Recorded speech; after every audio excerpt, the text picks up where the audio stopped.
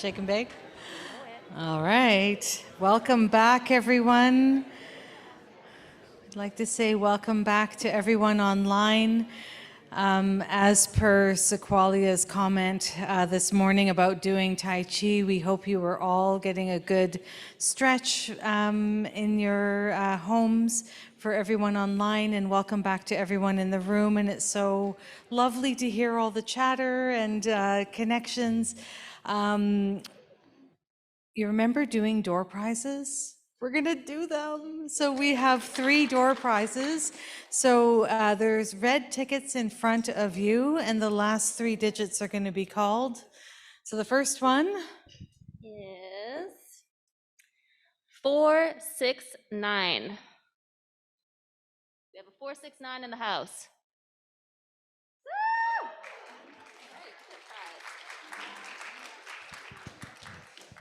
Give another shake.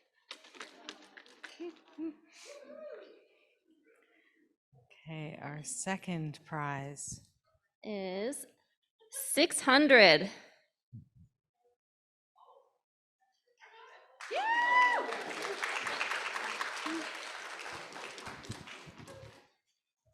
And our third and final prize, number, what? That's not right. That's the same number.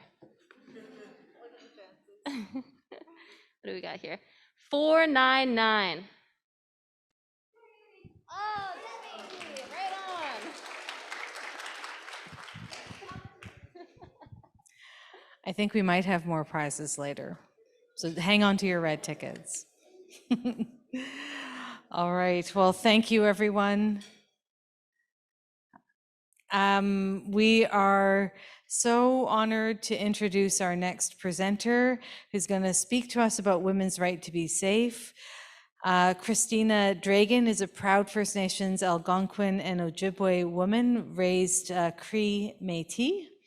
She's lived in BC since she was 5 years old and considers Prince George to be her home.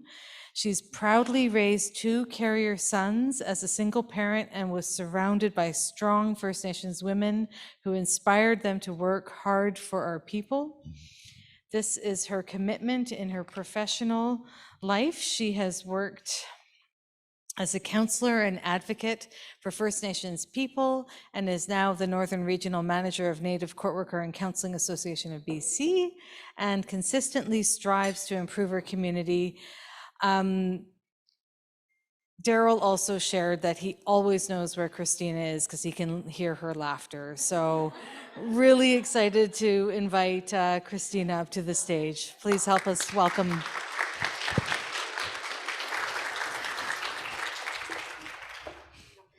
Right on. Okay.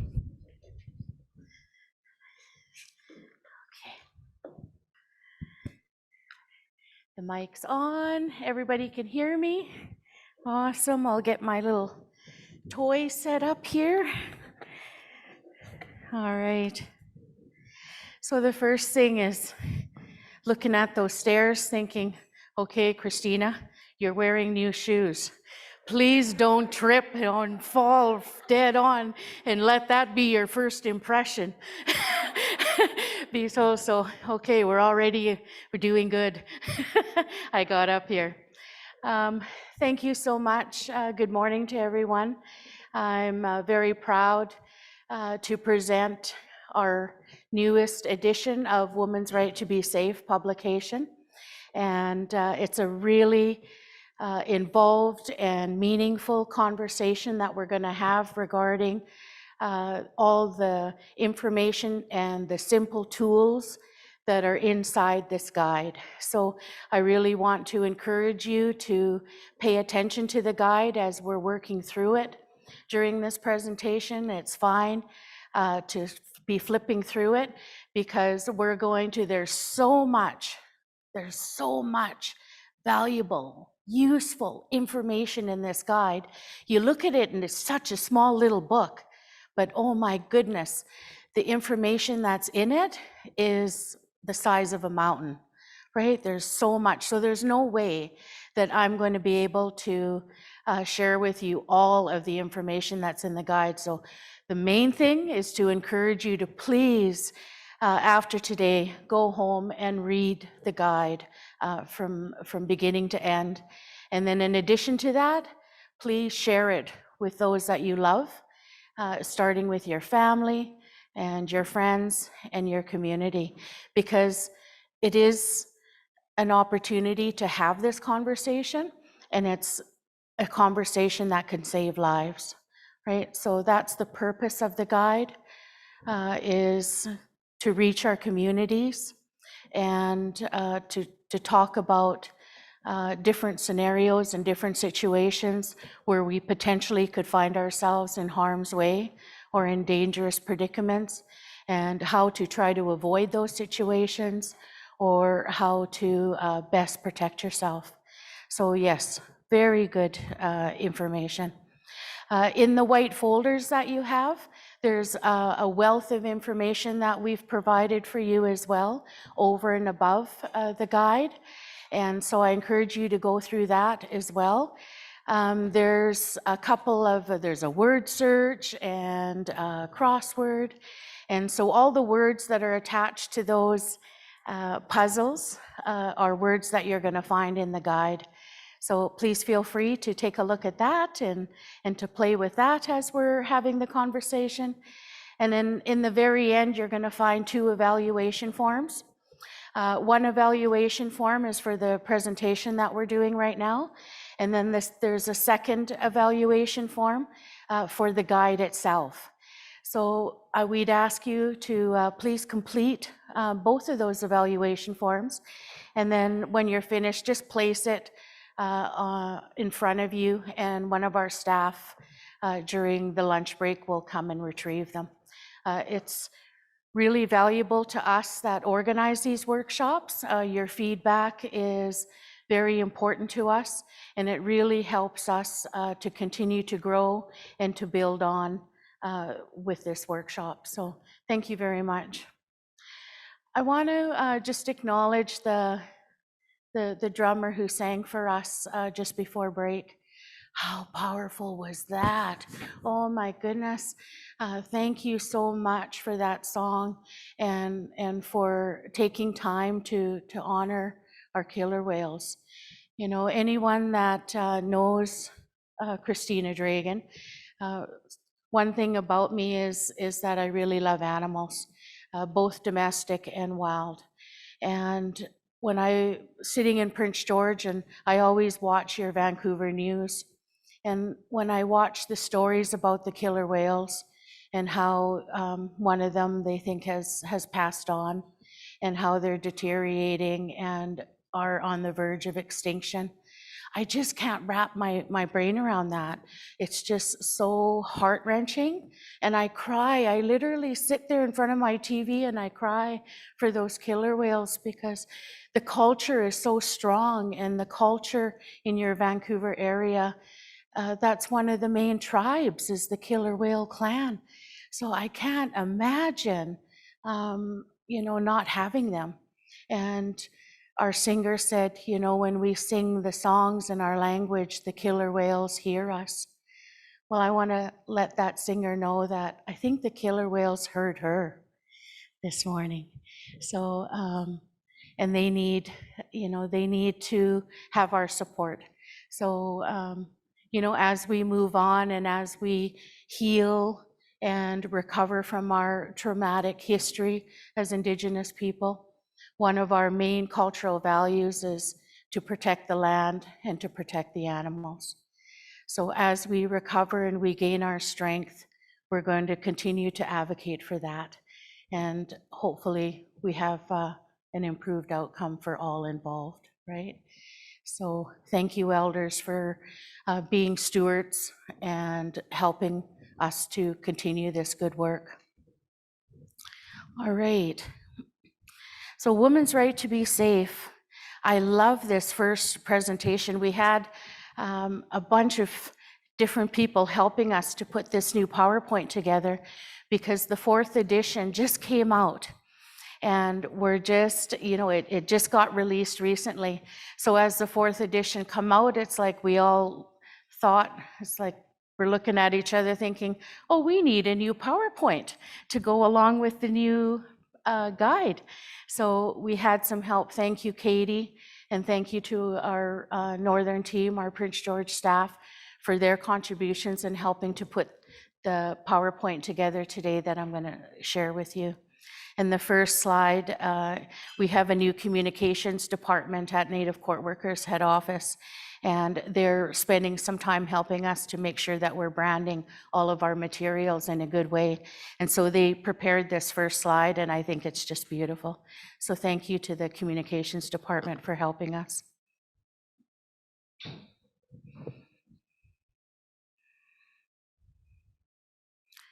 Now, Katie, in her expertise of putting PowerPoint together, she's really creative. And so you'll see that as we go through the presentation. So Women's Right to Be Safe, 4th edition. You know, when Darlene first was developing and creating the Women's Right to Be Safe series, it started off, you'll see all 4 on the slide, and so this is the first one. And I wasn't working with Native Court Workers at that time, but I sure, when I started to, when I came on board, the 2nd edition was out. And I'm thinking, okay, so you're new to the team, and I'm really wanting to impress, you know, my new bosses and being part of this big provincial organization. So I'm reading as much as I can and studying and wanting to do good in my new job. And this is one of the materials that I picked up, was the 2nd edition of Women's Right to Be Safe. And being in the north from Prince George, you know, I'm right in that hub of Prince George and the beginning of what we refer to as the Highway of Tears. So from Prince George to Prince Rupert is considered the Highway of Tears. It's 500 kilometer stretch. And we have a number of murdered and missing women to this day that have been impacted on that highway and have come, you know, some of them have still not been found to this day, and many of them sadly have been murdered. And I live that, and I've grown up in Prince George, so I was aware of that travesties that's happened. And when I started reading the book, I was so blown away. I couldn't believe the value and the information that was in there was so critical and so easy to comprehend, so easy to apply. And it's like, I couldn't believe it. And I approached our executive director, Darlene Shackley, and I says, Darlene, I says, boy, I've never read a better book. This is one of the best books that I've ever read. And how this is way too valuable to be sitting on bookshelves around the province. I says, how do we bring this to life? I want to breathe some life into this work and to share this information throughout our province and our communities, because it is such a valuable conversations to have. And so that's where we started with the idea of doing workshops around the information that's inside these publications. And so we've been doing that for maybe 4 years now. And it just keeps growing and getting bigger and stronger. And I'm really proud to be one of the facilitators to help promote the information that's in it. So yeah, it's just an amazing tool to have. We encourage people to keep it in your vehicle maybe, so it's easy access, because there's a lot of us that travel, and lots of us travel alone, and we'll get into that later on in the presentation.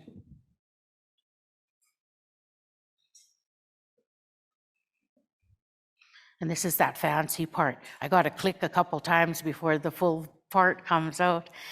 So Daryl did a really good job, and the speakers ahead of me, of talking about Native Court Workers and all the different programs that we have. This slide is a reflection of that good work. Our primary, as a provincial organization, our primary focus is we're a helping hand to justice, and we specific to criminal law. However, we have a multitude of different programs throughout the province that Daryl mentioned that helps in different areas of Indigenous justice and the healing of Indigenous people. We have an amazing alcohol and drug program here in Vancouver, and you heard Arthur Paul's name being mentioned this morning, and he's the manager of that program, and he's been with us for a long time too. And so they've been creative in this troubling times of COVID. How do we become innovative to still reach our communities when there was a reduction of no in-person counseling? So they were on it. Daryl and Darlene helped us as a provincial body to empower us staff with the technology so we can work from home and we can work with Microsoft Teams and get on the virtual end of things, of being able to reach our communities virtually. And so we all embraced it, including our counseling department. So you can do counseling virtually, and it's the new times. And I thought we'd be done COVID by now, really. It's just amazing that we're still so entrenched in it, and we're on our fourth wave, which is really sad. But we're proactive, and women's right to be safe is along those lines. It's solution focused, and it's under the positive umbrella, right? So we want to keep positive, because we all know there's so much negativity all over the place. There's enough of that to go around. So women's right to be safe is going to encourage you to stay positive. You heard mention of Darlene Shackley, our outgoing executive director. We're going to spend some more time honoring her later on during this forum.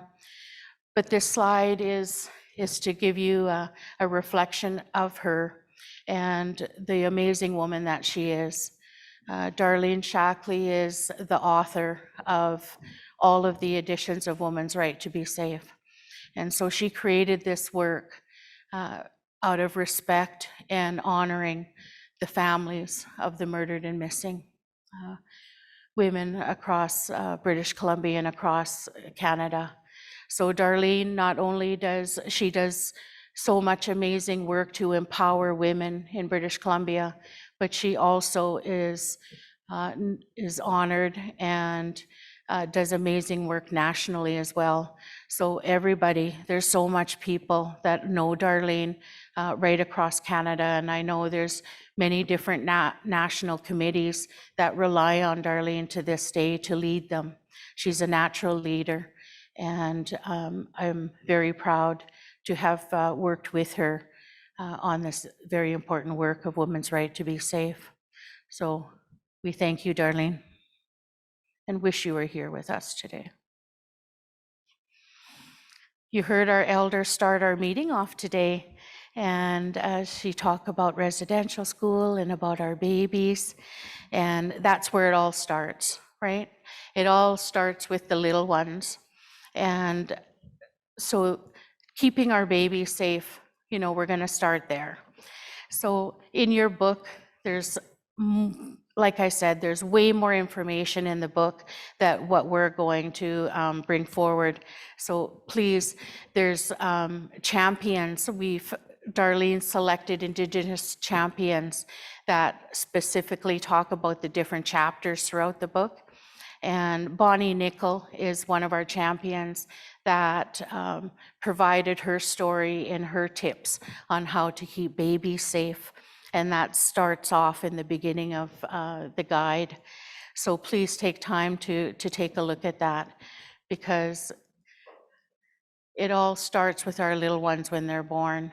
It's so important how we take care of them and what their experience of life is right from the get-go, right? So if they're embraced and they're loved and they're nurtured and they're protected, and mothers and caregivers are genuine about taking care of them in a good way, they stand a much better chance of having a solid foundation in life, right? And sadly, as we're going to hear from our elders who's going to talk to us about residential school, you know, sadly, our history of Indigenous people attached to residential school doesn't have that kind of beginning.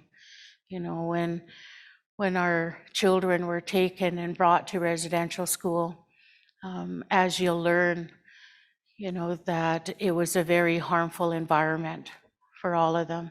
And many of them, as you learned through the TV of Kamloops and the different nations that are finding the unmarked graves of our little ones, you know, some of them, the parents didn't know what happened to their kids. They just didn't come home. And there again, just it's heart-wrenching and it's hard to comprehend how the parents could receive that and how they could manage that. And I know from being my history of being a counselor and listening to people over the years talk about their stories, I know from them that the elders, you know, it's so hard to tell their stories. And so it takes a lot of courage, and I'm really, you know, hands up to the elders that are here today to tell us their stories, because that's where the education is. And this is where we are today, is to be open to learning that. It's hard to hear it, but it's even harder to share that personal harm, right? It's hard to tell people that you were sexually abused. It's hard to tell people that you were physically abused or that you were mistreated and that you were starved and all these different things that happen to our babies. They're just little, right? They're 5 years old, taken to these residential schools, and they're not loved. There's no love there. There's no birthdays. There's no Christmas. If your family didn't have the means to come and get you during any holiday, you had to stay at the residential school where you were, and there was no celebration. So there was no chance for the little ones to have a solid foundation of being proud of who they are and to learn their culture and to have those cultural strengths. So this is where we can do things differently now, right? We can't go back and change that history as much as we all wish we could, for sure. But we all have a responsibility today to influence our future and to make different choices for ourselves now, and to embrace each other as Indigenous people and to support each other to make those necessary changes to stop all the cycles of abuse from our colonial traumatic history, right? And so that's the work that's in front of us now. And Native Court Workers and Counseling Association of British Columbia is committed to this work. We understand, we've heard you, and we have a heart to do this work. And we love each other. We love our elders and we respect them. And we love our babies. And we want to encourage all the intergenerational peoples that, as hard as it is to do the healing work, that our staff is there to help you. And so when you're talking to your communities and you're encouraging your clients or your family members to embrace that healing journey, it could be a real complicated, you don't know where to start. I would invite you to go see your local Native court worker and to go and talk to them, because your local Native court worker will put you in the right direction of where to begin that journey, and will hold your hand and embrace you while you do that work. We have amazing Native court workers that work in the First Nations courts, and that's their whole focus, is when you enter the court system, we don't want our people to continue to be in that revolving door of the criminal justice system because of the hurt and the lack of healing right? We get out of the system, we go back into our normal ways of being and being destructive, and it doesn't take very long before we find ourselves in conflict with the law again, and then we're back in the justice system. And it's not the right place for us, right? It's counterproductive, and it's hurtful, and it separates our families. So we don't want our men to continue to be sent to jail, and then our women, okay, you can't afford rent anymore because your husband's been sent to jail, you've lost that part of your income. So now you're homeless, you can't afford your rent. So let's put you in a shelter. And then shortly after that, it may be a judgment on the mother that, oh, you're not taking care of your kids properly, so let's put your kids in care, right? And then the family, just like residential school, is completely torn apart and separated and loses all of our power. Our power is when our families are together as a family unit. That's how we were before colonization. And this is what we need to get back to, is to embrace our cultural values and our principles, and to practice those values in our everyday lives, and to teach those values to our young ones, so that our young people are proud to be Indigenous. Because people, hey, we've got so much to be proud of, don't we? Like every time I hear elders talk or the drummers sing, oh my goodness, that drum just hits the heart big time. And it's so hard not to become emotional, because the energy, you just feel it throughout your body. And so how can that be a bad thing? That's a positive thing, and that's a good thing, and nothing to be ashamed of. You know, throughout residential school, we're made to feel ashamed. So this is that one of those cycles that we're breaking now. And no more being ashamed to be Indigenous. We have way too much work ahead of us, and it's good work, and there's so much to be proud of. So being positive, because of that, so many years of intergenerational trauma, and then the parents, you know, just thinking about it for a minute, you know, when you go through a residential school system, you were sexually abused, you were starved, you were made to do free labor in the farms or sewing, you know, and then you're physically hit, you're, you know, with the belts, getting, you know, hurt by whatever, hitting on the head. Used to take the knuckle and hit them on the head like that, right? And so many of our people have hearing problems because they get hit so much in the head that their eardrums break. And I hear this from the elders when they were going through the compensation process, because a lot of the elders asked me to come with them to those hearings because it's too hard for them to do it alone. And I sure understood that, because once you're in those hearings with those adjudicators, the adjudicators needed proof, you know. So if you're coming to a hearing and it takes all this courage to just build up the strength to admit or to talk about that you were sexually abused, you know, for the most part, those adjudicators wanted to have evidence.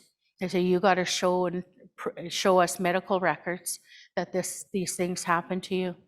Well, you know, for so many, there's no such thing. There's no medical records. So it was re-traumatizing for the elders going through that process. And I felt really bad to witness that. But it educated me to understand more clearly the ugliness that's attached to this system. And I understand why our people are the way we are today, and why we see the dysfunction and the family violence, because we don't know any different. That's all that we were taught in residential school, was violence and manipulation, and to each his own, you know, dog eat dog for that one apple, you know. You heard lots about Kamloops. lately, the children that were in Kamloops. And that's a good example. You know, when we go to Kamloops, I know when I think about going to Kamloops, I'm thinking about all the fruits and the apple trees and the peaches and all of these different wonderful things that are in Southern Interior. And I want to come here for that and gather for my family and do my canning, you know. And so I'm thinking about those kids that were attended residential school with these apple orchards and trees and everything around, but they weren't allowed to touch any of that. They weren't allowed to eat those apples.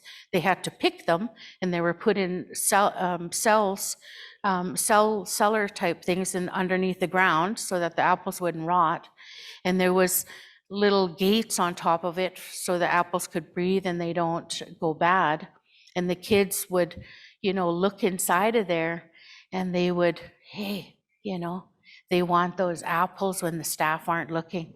So Indigenous people, we are pretty creative and we're very, very smart. And so it didn't take long before our kids figured out how to get those apples, right? So they think, okay, if we get something sharp and we tie a string around the end of it, if we push it down into that thing with that sharp thing, it's going to get one of those apples. And then they pull that apple up. And then they got a bargaining tool there. And it's like, I'll let you have this apple if I get your milk, right? And they bargain between each other. And, you know, it's cute, but how sad is that? You know, for the parents, they've gone through that. They've survived it. They finally graduate and they get to come home to a community that they're unfamiliar with. They've lost their language. They don't know how to speak their language. They don't know their cultural ways. And they feel lost, right? You feel lost. You feel disconnected to who your soul is, your spirit, right? And then to learn, you know, you start, how do I bury these feelings? I can't even function during the day with all of this memories of everything that happened. You know, in counseling, if you get sexually abused once in your life, it impacts your life for good. So our people, Indigenous people, they're sexually abused nightly, like daily, right? And they're all scared in their little beds. You know, they're praying they're not going to get selected that night to be sexually abused, right? Some of them are wetting the beds because they're so nervous, then they get punished for that, right? So you go through all of these things and then you finally get out of it. And in your path of trying to numb it out, you know, you end up getting pregnant yourself. You have kids. And then now they're taking your kids to bring your kids to that same institution where you barely recovered from. And you have no choice. You have to let them take those kids. So what does that do to you as a parent, right? It destroys you. And this is generation after generation that this is happening. So how, you know, part of that recovery of all of that bondage is really putting a conscious effort into doing our best to be positive in today's world. Like I say, there's plenty of negativity out there. So for us, being positive, some of the suggestions there is to stay connected, right? Stay connected to your band, if you're in a drum group, to your communities, to your family. And that's an extra challenge right now with COVID, right? But again, we're going to be creative and we're going to master this and we're going to survive it and we're going to be plentiful afterwards. And don't be scared to ask for help. And you'll see throughout the guide that no matter whether we're talking about children or youth or young women or elders, there's a common message in all of those chapters. And the common message is, one of the messages is to ask for help. Don't be scared to ask for help and to reach out and to be part of community and to let yourself be vulnerable and to know, you know, to let others know that you need support. To be organized, that's a hit and miss with people, right? I like to be a real organized person.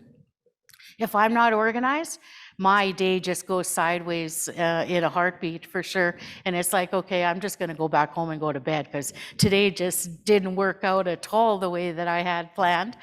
And so that's a goal of mine is, the night before, the day before, I'm always ahead. I try to be ahead of myself. I try to be ahead of the staff that I supervise. Ask them. They'll testify to that. And then, of course, to my provincial body that I work with. So I'm always trying to be organized. I'm always, and it helps me. It helps me to function in a good way, and it does help me to stay positive and not to get too stressed, because there's so much stress in this world as well, right? You turn around and there's stress waiting for you. Help others, of course. That's an Indigenous quality, is we're there for each other and we enjoy helping each other and to be together. And positive habits. We've got the bad habits down pat. So now it's like, okay, it's hard, but let's get rid of those bad habits and to replace them with some positive ones. So again, that's the drumming, the beadwork, the going to the gym, to do your journal work and to be mindful and to be present for yourself and for your family. There's that fanciness again. Awesome.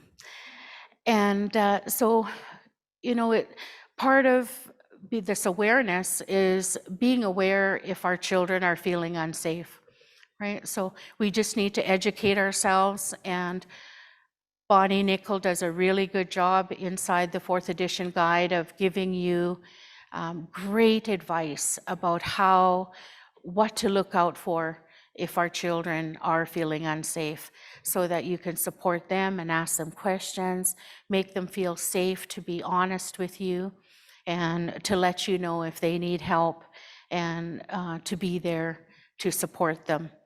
It's really important, like when they're young, when you're 5 years old on, that's when you develop your core beliefs about yourself.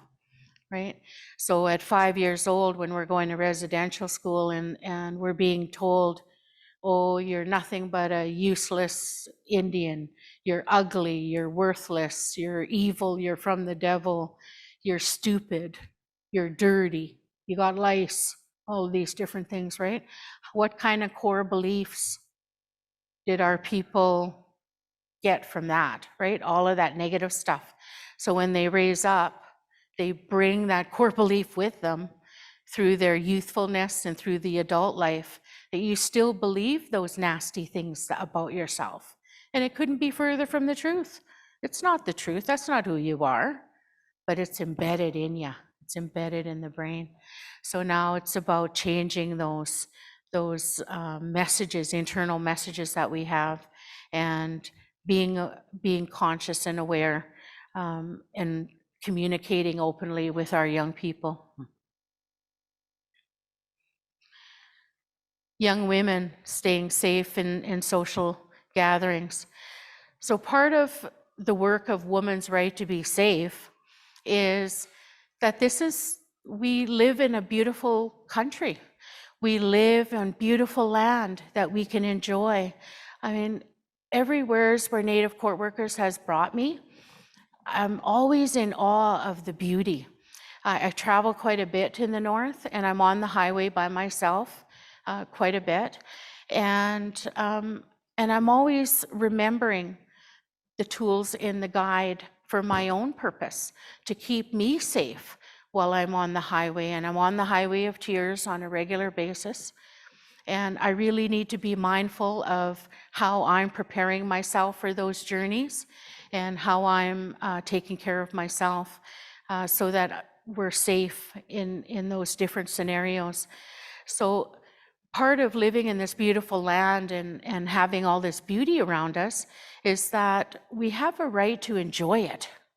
We don't want you to walk around being paranoid about everything, right? Because that's a slippery slope. We could go down there easy enough. But we want you to find that balance of not being paranoid, but being aware. You're educated. And so you have that education to keep yourself safe, to keep the people around you safe, and have a good time. There's nothing wrong with going out and having fun and to go to social gatherings, to go to parties, but it's just the balance and how we do it that's important for us to be aware, and where we need to make changes, then let's make those changes. So when we are going to go out as young women, you know, we need to have a bit of a plan in place ahead of time to keep us safe. So we're going to talk about buddy system, but part of the safety plan is to have somebody with you, right? To try not to go out alone when you're going out, to have a friend or a family member with you to keep an eye on each other, right? So somebody's watching you, you're watching someone, and then anyone that's out there with the intention of doing harm, they're going to observe that and they're going to see that. And so you're going to be less likely to become a victim than if you were out there vulnerable, by yourselves, alone, and maybe under the influence of whatever, right? So you're not making maybe the best choices, and that's where the predators are observing that, and then that's where it's an open door for them to come and approach and to follow through with whatever their intention is, right? So we need to be one step ahead of that. There's the buddy system.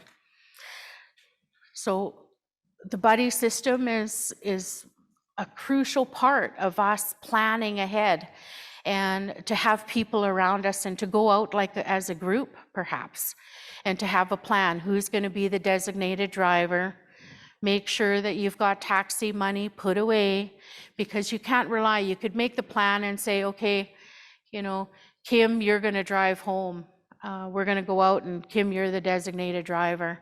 And then halfway through the night, Kim finds a best friend from somewheres and gets sidetracked, forgets about Christina, and takes off or enjoys herself with her new friend. And then our plan just fell apart, right? And then it's like, oh, then I'm vulnerable again, and I don't have, my plan fell apart. So it's an agreement that we do before we go out, have a group of people together so that we can best protect each other and have a better chance of actually having fun when we go out. So buddy system, really important.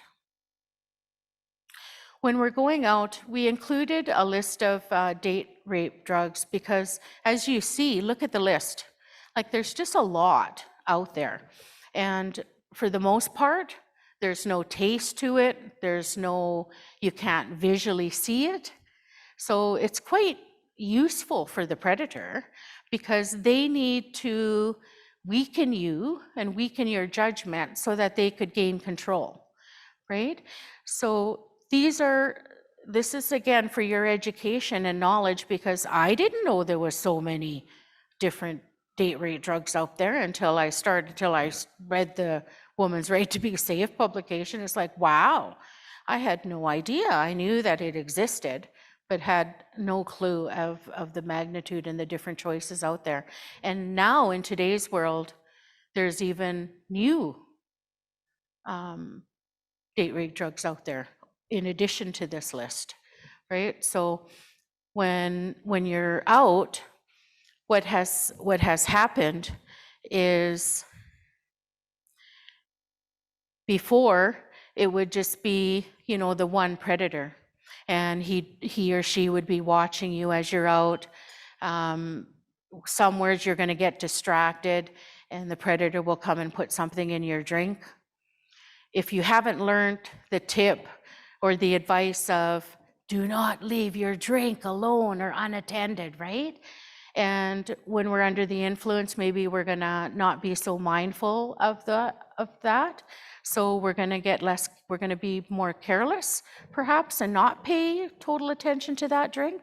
And so it's easy, we get distracted, they put something in our drink, and then they're sitting there watching, and we go back, we're drinking, we continue on our drink, And it takes about 20 minutes before those drugs start to effect of our body. So you start to feel sluggish, you start to feel lethargic, you lose your speech, you start to slur. And so it's almost like you're intoxicated, right? And that's where they could gain control. But now it's progressed. Since then, we're worried about one person. Well, now they're working in twos. So there's either two guys or a male and a female working together to be even less suspicious, right? And they're out there waiting to find that vulnerable person to take advantage of. And so what happens is that the one person, you're sitting at your table and your drink is in front of you, and the one person will come and touch your shoulder, right? And so what do we do if someone's behind us and touches our shoulder, right? We're gonna go like this, and we're gonna look, see who's, right? And what did I just do? I took my eye away from my drink, right? And that's the goal, right? Let's get her not looking at her drink. And the second person, the partner, while I'm being distracted by one, the second one has just put something in my drink. And I don't know. And the guy, he says, oh, sorry, I thought you were somebody else. Okay, I turn around, I drink my drink. It's in there, right? And so they're off to the side and they're waiting for the effects of that drink to take place. And once it does, and I'm starting to feel that effects, like lethargic, like I'm intoxicated, then they're gonna move in.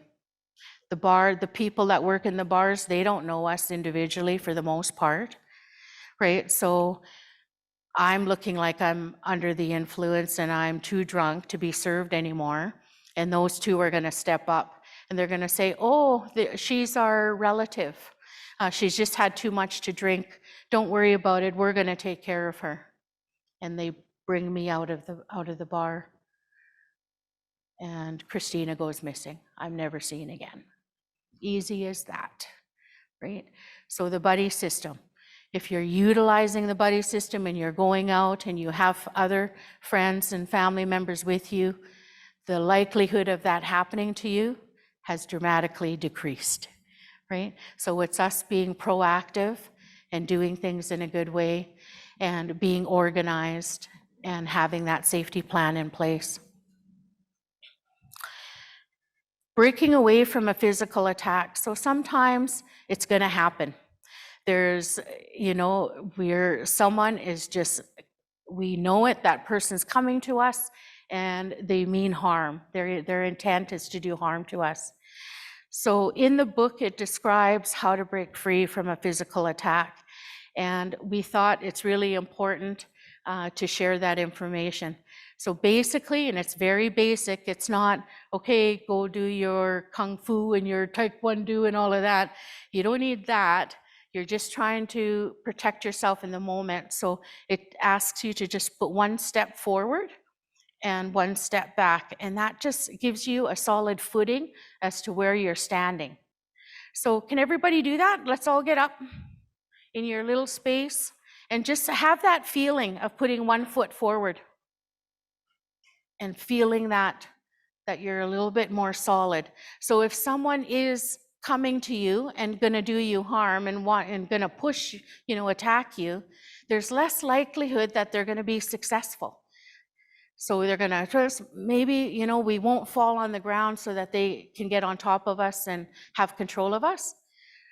But it's good, we might, okay, we're gonna brace ourselves, and then once they're unsuccessful of us falling down, then as soon as we brace ourselves, we're gonna run.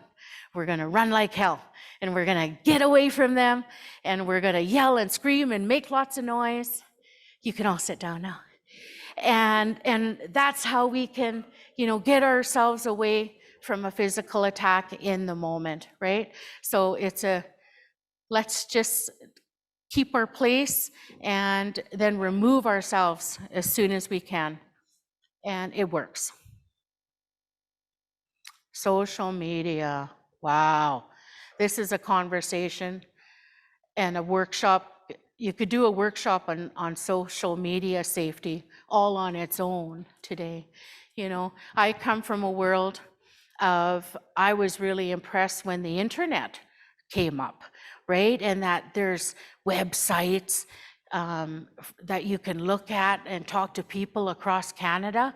Like my little world, when I'm growing up, I raised up in a little cabin in the bush, and I had no running water, had no heat, just potbelly stove. I had a little 13-inch TV when I'm growing up, and I could hardly wait to get home so I could watch Flintstones. Right? And Sundays, it was Walt Disney. I only had 2 channels, right? And so very simple. And so, and also I had real long hair, and we didn't have a bathtub or anything. So when my mom go to wash my hair, she'd lay me on the table and have just one of those portable bathtubs, square bathtubs. She put my hair in there, and that's how she washed my hair, right? So very simple times to go into this world that we're in now. Like I walk into the bathroom of the Sheraton, it's like, wow, like every time I come into a fancy bathroom, I'm in awe all the time, because I still remember how it was for me back in the day, not having. I didn't have a bathroom till I was 16 years old. Finally, it's like, oh, wow, like a real bathtub and shower and sink and running water. Like I don't take none of those things for granted, right? And so when internet came on, that was really impressive for me. I was intimidated as heck, and I still am. My staff can testify to that. But myself, I was adopted as a baby. I'm from Ontario originally, and I was just a baby when I got adopted to my Cree family. And I moved to BC when I was 5 years old. And so I grew up without my culture and without my foundation. I lost my culture of Algonquin and Ojibwe, right? And so I don't know nothing about my own community.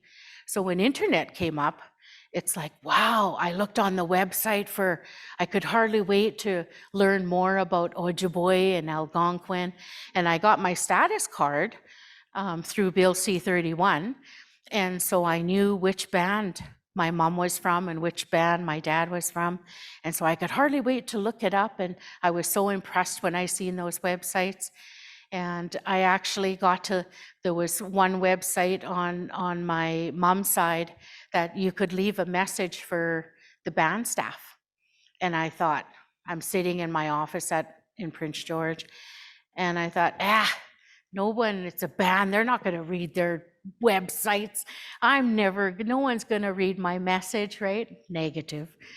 And so I'm gonna try anyways. So I leave my little message on their website, and like who I am and who my mom was. If anybody's on my mom's side working for the band, could you help me to connect with them? That was a Friday afternoon. Turned on my computer, never thought nothing more of it, went home. Never thought I was ever gonna get a response. Well, prove me wrong. Monday morning, I come to work, totally not expecting anything, right? Forgot what I had done Friday. Sit in front of my computer, I turn it on, I'm looking at my emails, and there's an email there says, I'm your auntie. And I didn't even clue. It didn't even dawn on me. I just thought it was like emails that we get, right? It's like I didn't think nothing of until I start reading it more closely. And I wish there could have been a camera on me, because, oh my God, my mouth must have dropped. I know that I practically fell off my chair. I just couldn't believe it. And that helped me to connect with my identity and to help me have a connection with my history.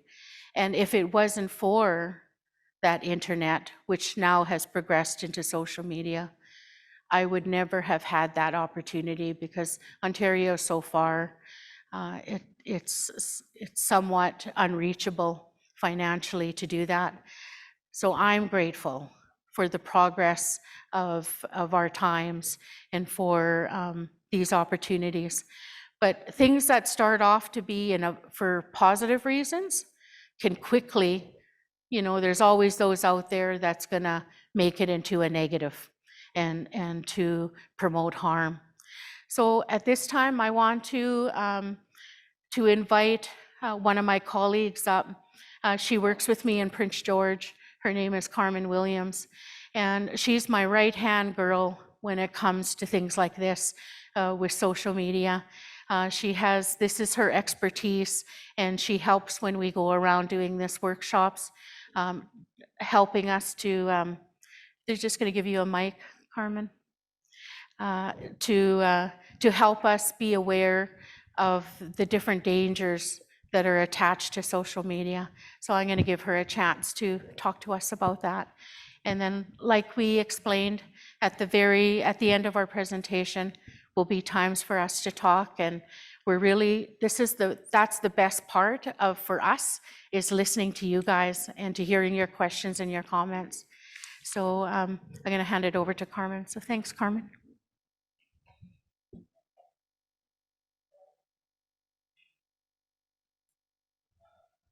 Hello, can you hear me? There you go.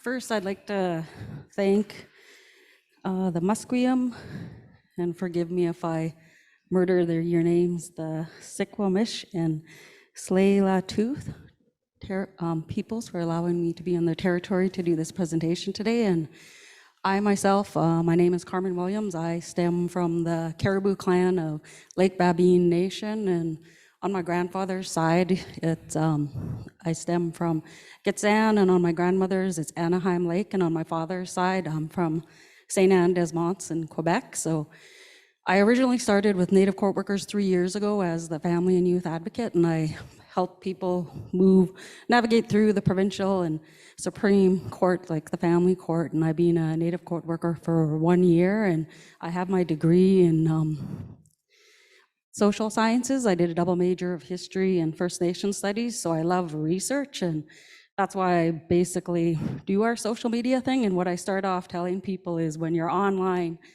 you have to be careful with what you put out there, because if you Google yourself, I used to tell people, the first thing you'll see is, because before everyone had their phones with TELUS, and you basically see search, like when you do the Google search and you put your name in, the first thing you'll see with your name is your address if your number's unlisted, and then there'll be a Google map to get right to your address. So it's crazy the ways that people can actually find you and do things. And there's another warning I'd like to put out, because when people are driving, they put bumper stickers, crazy bumper stickers all over your car.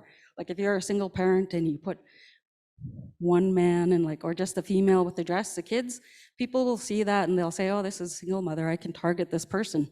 The single mother, there's not a man beside them. If they have the BC Lions or Vancouver Canucks sticker on their vehicle, they know they'll be there. Or if they have their children's sports teams on their car and people follow you home from a parking lot, they'll know where you are, and they'll know that these are the times of the days you won't be home, and they could actually attack you and break into your home. And it's the same thing that goes for social media. I always warn people back home, because when I used to Google my band, I have band members who love to go to our potlatch, and take pictures, videos. All of that becomes public. Everything you put on social media is public. Your employees search and they see everything you put on there. So if you're sitting outside a potlatch hall, or if you're sitting outside a wedding or a dance and you're taking pictures and videos of people, all of that's public as soon as you upload it. Everybody has access to it. So everybody who sees this will see what's going on in your band. And if you don't have permission of children, their pictures will be on there too. And the one thing that really used to irritate me is when people would post the drinking videos, because when I used to Google a band, I'd see the first thing when you click on images, what do you see? It's the video. You'll see everybody outside that gathering. You'll see who's all there, what they're doing, and that's the first impression different people will see of your band and of that person who uploaded that picture or video. So it's like crazy times. Everything you put up there is personal information. There's one thing that I wanted to bring up too is everybody has, you have to make sure on your cell phones you turn off your privacy settings and your location settings, because especially for our children are having cell phones at a younger age now, and I've been researching Snapchat, TikTok, all of these different apps that we add onto our cell phones and stuff. On Snapchat, if you like go to the bottom of your screen when you go on there, there's a little thing that looks like a teardrop. If you click on there, you'll basically get a map. And then everybody knows with a cell phone, all you got to do is go like this and you'll make the map larger, or you can zoom in or zoom out on that map. You'll get the world map. And what I'll see on my Snapchat is basically everybody who I'm friends with that don't have their privacy settings turned off or their location services set off. And then what you'll see on there too is these little colored orbs. So I was like, oh, that's cool. I clicked on it and guess what I seen? I seen a child playing in a backyard beside the campfire. And I was like, that's kind of weird. So everything you put on there, and if you don't have those privacy settings turned off, and like if your children have the phone and if the adults are taking these pictures, basically like it also pinpoints your locations. Like they can click on your Snapchat profile and they'll see the different points you pinpointed on. They'll be like, oh, okay, I know this person likes going to the theater. They go here, here, here, and they'll know the time of the day you went there and everything, because like everything's on there once they click on you and go onto your profile. So it's crazy. The other night I just sat there and I was explaining that to some of my friends and I was like, check it out. And I was like, I even went into Europe. I was like in the UK and wherever, and I was like clicking on these little orbs because they're little orb colored things. And that's what comes up is whoever doesn't have their privacy settings off or location services off. And that's what you'll see on there too. And you always got to be careful with what you share on social media too, because there was one thing that I seen, and of course a client phoned me the next day. Somebody from a band up north posted it, and they were talking about how in the court systems, if you wanted to find if you're dating somebody and you're scared, you can find somebody through this called Sarah's Law, and it's like a child sex offender disclosure scheme, and the other one was Claire's Law. It's the Interpersonal Violence Disclosure Act. We don't have that in Canada yet. It's all for the UK. So all of these people from their band office was posting these and they're like, hey, I didn't know about this. This is cool. We can do this here in Canada, but we can't. It's all acts that were passed in the UK and everybody was sharing it. So of course I had a client phone me and ask, hey Carmen, can we do this? And I was like, I had to Google it right away and I checked and I was like, no, Sarah's Law is in the UK. Claire's Law is like in the UK too. It went through Canada as I researched it, because I just heard about this like a couple days ago. So last night after I got here, I just started looking up stuff for it. It's through BC, it's Bill M217. It's the Interpersonal Violence Disclosure Act. And back in 2019, it only went through the first reading through Parliament. So I was explaining to the client, we can't do that here yet. It's in the UK. It would be a great service if we were able to do that, but through the Privacy and Information Act, I guess we can't do it and it hasn't moved forward. So with social media, there's a lot of things I could cover. There's catfishing, everything you put on there, because you know when you add your profile on Facebook, you have your name, your address is on there, you basically have your phone number, you can add family members, all of that stuff is basically people can catfish you or scam you, take that information and get a credit card and commit credit fraud against your name and stuff. So you just always got to be careful with what you post out there. Awesome. Thanks, Carmen. Okay, thank you, Christina. You bet. We'll hang on to that. Yeah.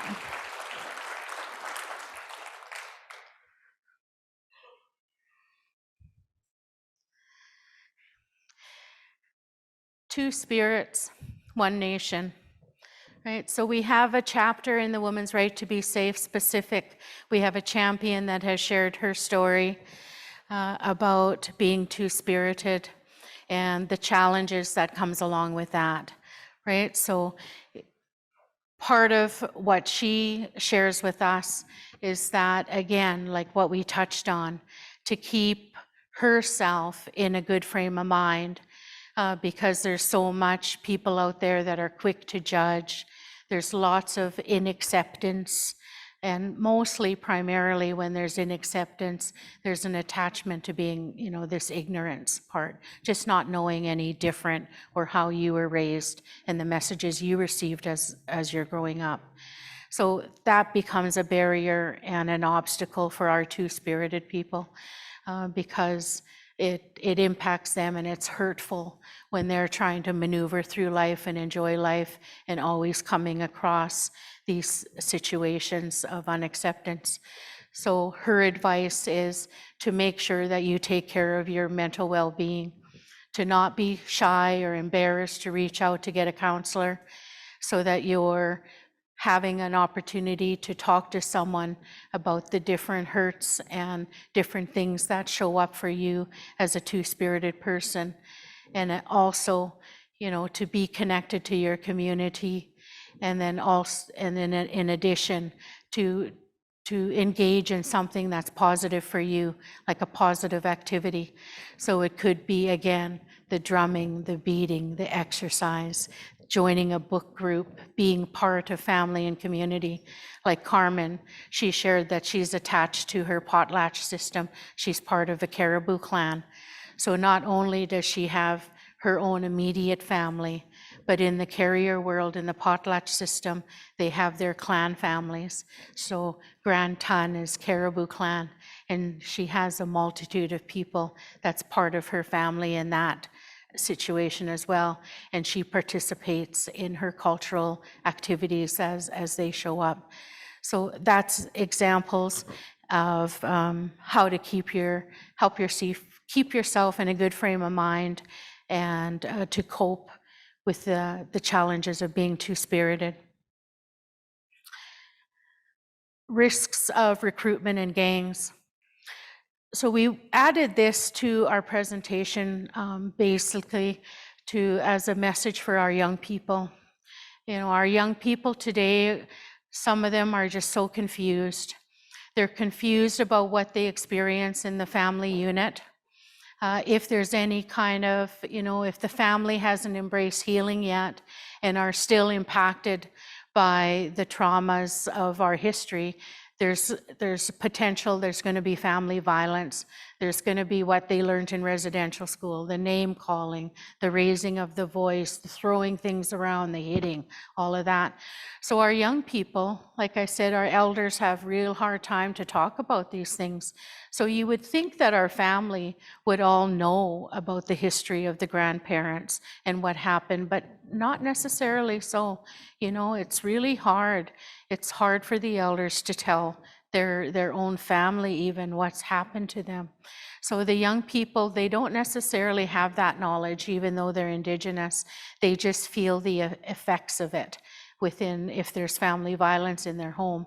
And this is where the gangs have an advantage, because if the young people don't feel like they belong in their own family unit, or they're uncomfortable and scared of family violence, so what do? They leave the family home and they're wandering around in community, right?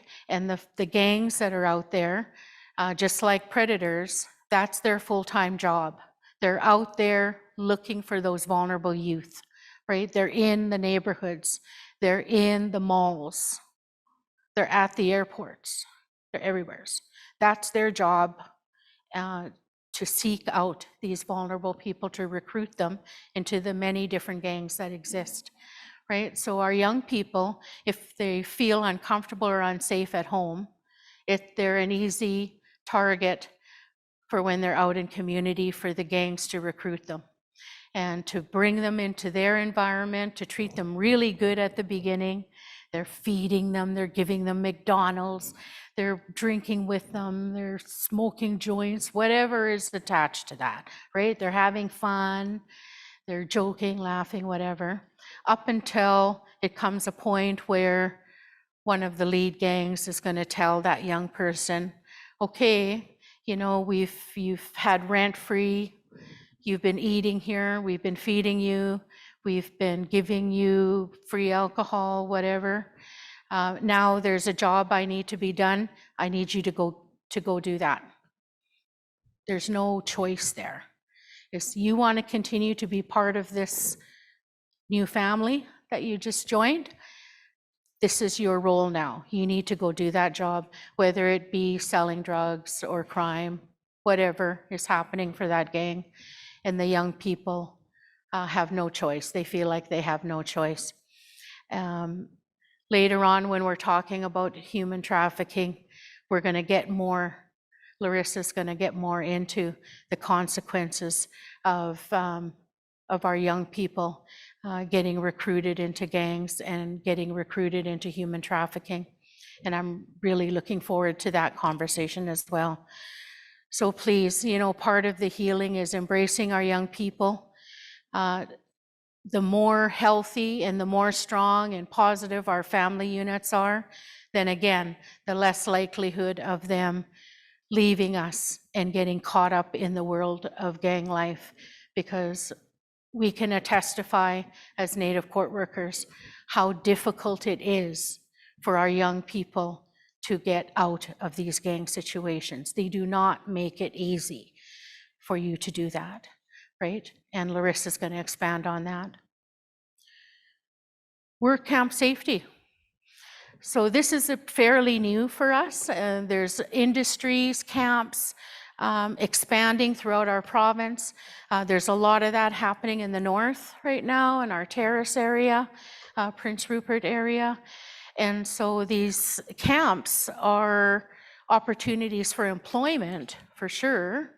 However, there's the down part of that is that our women have been subjected to being mistreated and taken advantage of in these work camp situations. So this chapter of the guide, it's going to further explain how to keep yourself safe if you get hired into these work camps. So we've heard of our people getting hired on as being cooks or housekeeping department. But if you plan properly and you're mindful and you're aware of how to keep yourself safe and not to become vulnerable to anybody that has ill intention within that environment, and mostly that's going to happen on your after hours, off hours time when there's drinking and what have you going on. So it's really important to do your research before you agree to work at a WorkSafe camp, to make sure, is it a public camp or is it a private camp? There's different rules and regulations that are attached to both of those camps. And it's our responsibility to educate ourselves about that and to ask our questions ahead of time. And to, if you're going into a camp, because they're in northern remote communities, to make sure that you plan ahead. Again, this planning, this safety planning, that you know where the camp is, because lots of areas in the north don't all have cell service. So there's lots of areas where there's no internet. So if you think you're going to rely on your Google map to get you to these camps in a safe way, and then you come across an area where there's no internet, well, your Google map is useless. It's not going to work, so you could get lost, right? So it's important, print out maps ahead of time, have it in your vehicle, have contact, have family members that know what you're doing and what time you plan to be there, and make the plan that you're going to call them once you've reached your destination. That's all part of safety planning, right? And then the family members can relax and be reassured that you're okay, that you've reached the destination and you're not missing, right? So yes, very important stuff. Hitchhiking. So of course, we don't encourage anybody to hitchhike. Hitchhiking, we know it's common sense. Hitchhiking is dangerous, right? If you can at all avoid it, please do. Which makes it difficult for some areas, and again, I refer to the north, because we don't have a whole lot of options for transportation these days, especially since Greyhound closed their services. We have a shuttle bus, a BC shuttle bus that provides some transportation to these northern communities, and where we need to go for medical appointments or even attending court. If we don't go to court, we're going to get a breach. There's going to be a warrant out for us, right? So some people will, I'd rather go and put myself at risk to hitchhike to get to that court date or to get to that medical appointment than have the option of a warrant being out for me. So yes, I'm going to hitchhike. So we can't stop that. We're definitely don't encourage it. But let's learn, if we're going to hitchhike, let's have some safety measures around that scenario and that situation. So we encourage people, if you're going to hitchhike, try to start at a location like a gas station, because most gas stations will have the cameras, and at least, you know, there's going to be a staff person in that gas station that might remember you, or there's going to be cameras that's showing which vehicle you got into, what time you got into that vehicle, and that's a starting place for RCMP if that's the situation, if RCMP is called by family members because you've gone missing. We also, most people do have cell phones now, so we encourage you that before you get into the vehicle, take a picture of the license plate in that vehicle that you're getting into, and then quickly text it to a trusted family member or friend, right? So you have that, the family member has that information, they see, they've got something to be able to give RCMP in the event that you go missing. There's a starting place, and it proves to be very helpful for the RCMP that are left to investigate these situations. And we also encourage, you know, don't fall asleep once you get into the vehicle. You know, ask the driver ahead, where are you going? Instead of them asking you, right? See what they say. See if they're actually going in the direction where you need to go. And never get into a vehicle where you put yourself in between two men. That's a very dangerous situation to put yourself into, and you become very vulnerable to that situation. So again, it's educating yourself on how to keep safe, and then being proactive about those tips and those safety mechanisms. You know, we could be traveling. You know, people like to travel the world and experience the world. And so we have a chapter specific to this. So if you're going out traveling, you know, again, do your research. There's different cultural changes. There's different cultural things that you may need to be aware of to keep yourself safe as well, because women are not treated the same, as you know, depending on which country you're going to. So we need to be on top of that and make sure that we're aware of the cultural practices and challenges depending on where you're going. And again, this continuation of safety planning. Let family members, somebody know your itinerary, what your travel plans are, your flight plans, all of that type of stuff. So that, and if there's any changes, because transportation, airports, they change things all the time on us. So then it's our job to make sure who's ever monitoring our travel plans, our family members, they're aware of those changes when they happen.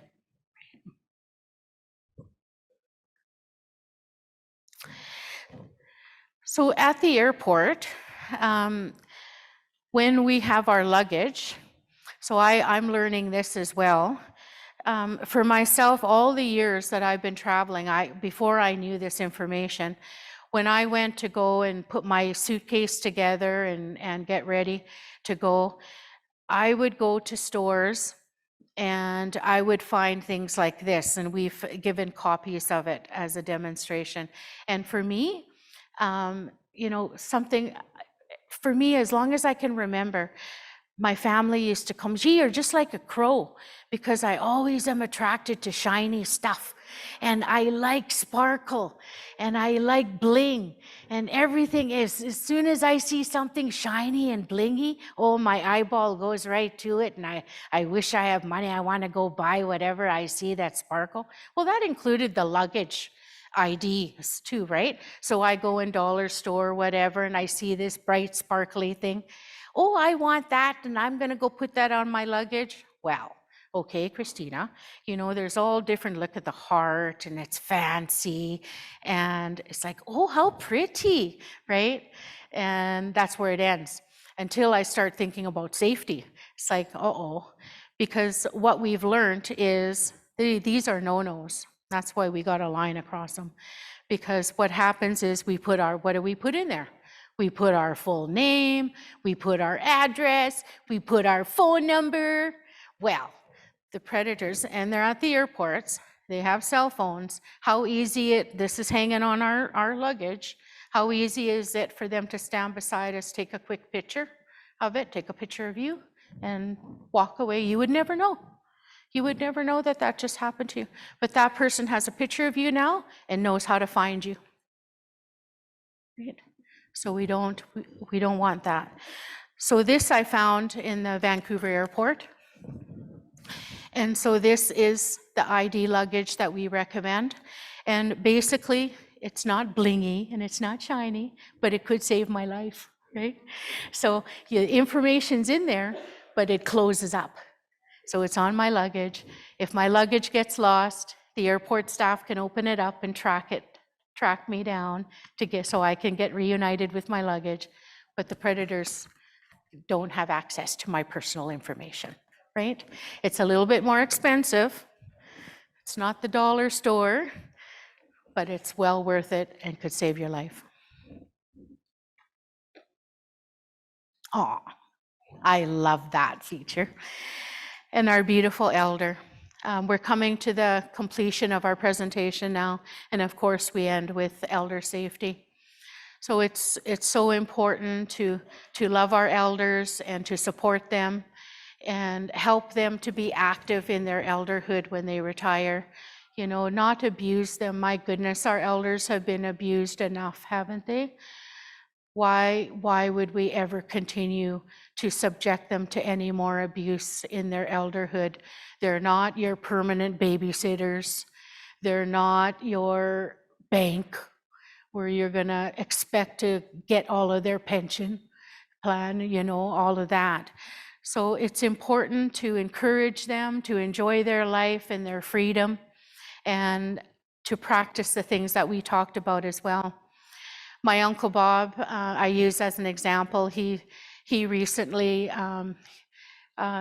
is an elder, and he's such a working, hard man all of his life, very active person, just one of these MacGyvers that can fix anything, you know. He just wouldn't understand a day that you don't work. Like, it's just incomprehensible for him. And he's just a go-getter, go. So when the doctor told him that his eyesight has deteriorated so much that they're going to take his driver's license away from him, we got really worried and we were nervous about our Uncle Bob and how that would impact his life, and scared that, you know, without a driver's license, what is he going to do?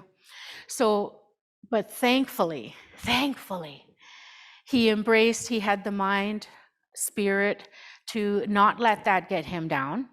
He went and bought a bus pass, and off he goes on the bus. He's in his elder apartment building, and he joined, there's 2 senior centers in Prince George. He's a member of both of them, and he goes there and he eats over there with them, and he does all kind of activities with them.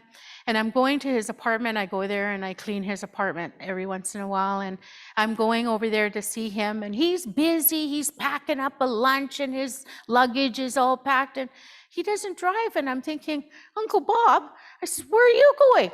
What you doing? And he says, my friend is going to come pick me up. We're off to Granal. This is Prince George. Granal? I says, why are you going to Granal? Oh, we're going to provincial carpet bowling championships. Provincial carpet bowling championships? Oh my goodness, Uncle Bob. And here I guess he's an expert at carpet bowling now in the senior centers. So off they go to Granal for this activity. And honestly, people, you know,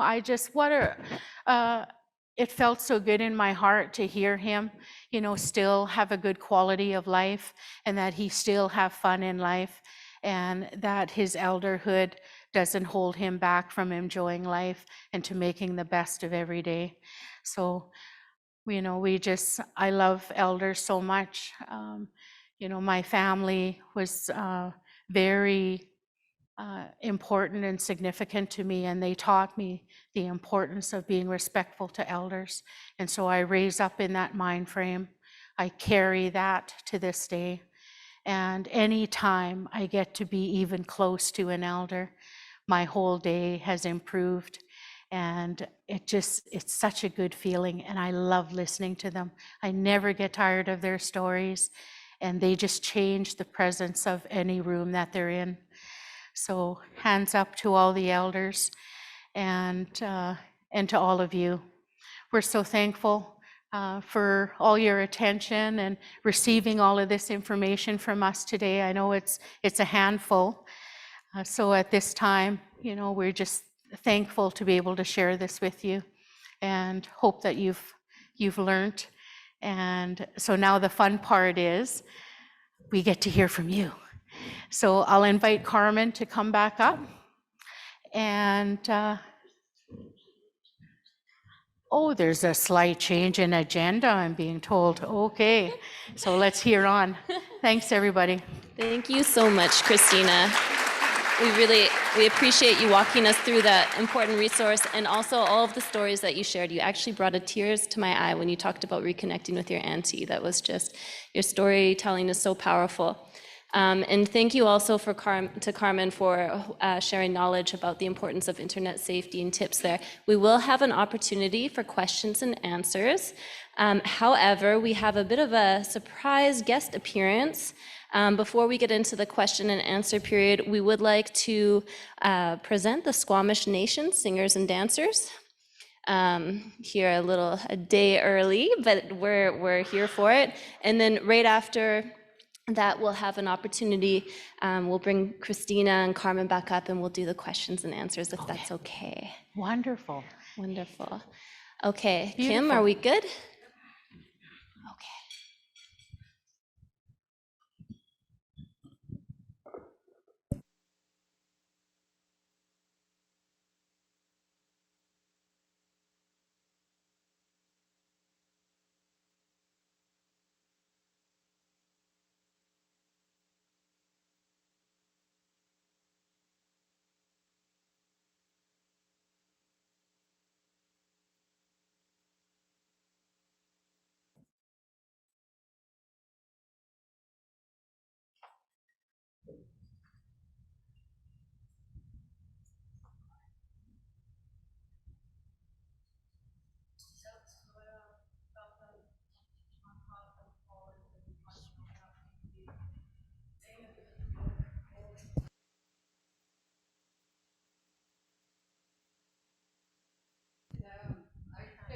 Because these are all my nieces and grandnieces and nephews.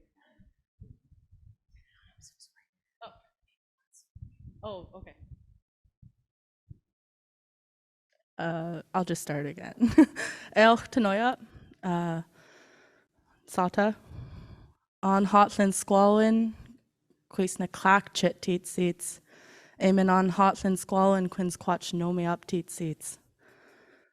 Nameth to schotmish ol seclatal atiti, Lolum chawan told me up chit uck, Lolum chawan to Aishin, Quis Aishin chit uck teat seats, Amen.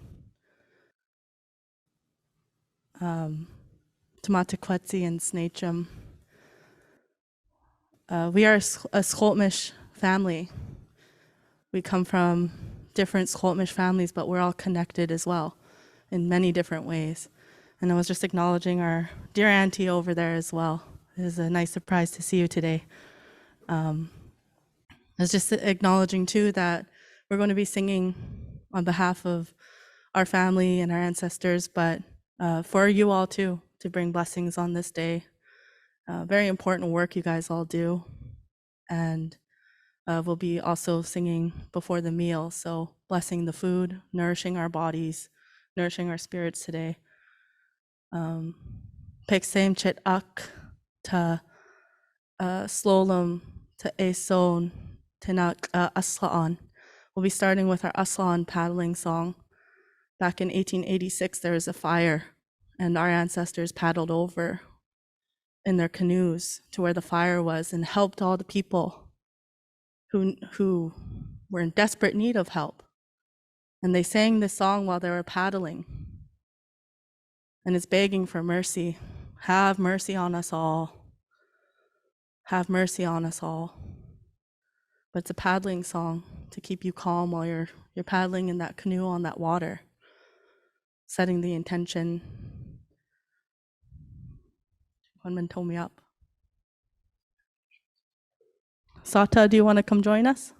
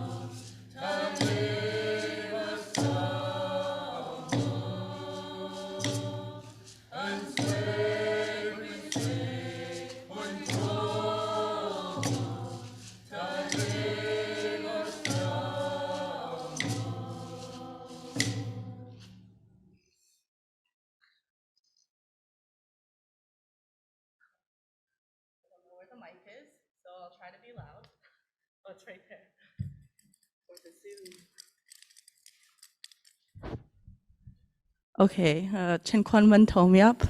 Quiswa to quine umtitsits. To sama slolam, quislolam chit titsits. Nis to hotch quaquio slolam. Na me kaustum to sequatos and sata colpates to tewa. Na me kaustum quasin swaam chit. Sequaliat. Na amot not qua chwai. Na me omsum, sismin lolam, tit slolam, kaswa conmontum to hot squile. Tomata quetzi. The next song we'll be singing comes from our Swa'am, one of our ancestors, and our auntie and my older sister here. They are descendants of her family. And this was a very special song to her. It's called Greeting of the Day. So with that, we'll start that song too.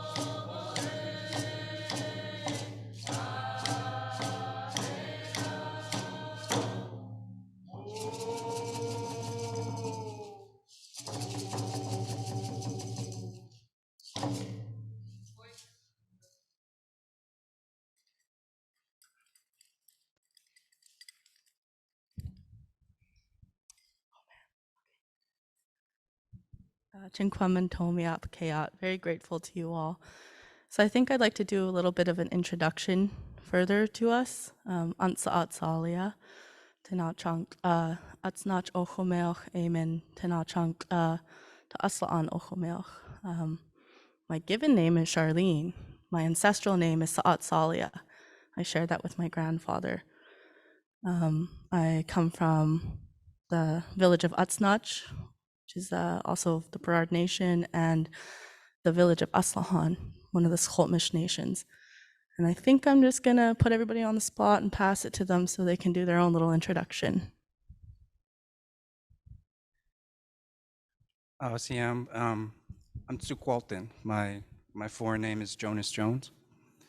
You know, Chenquaman told me, thank you for inviting us for this invitation.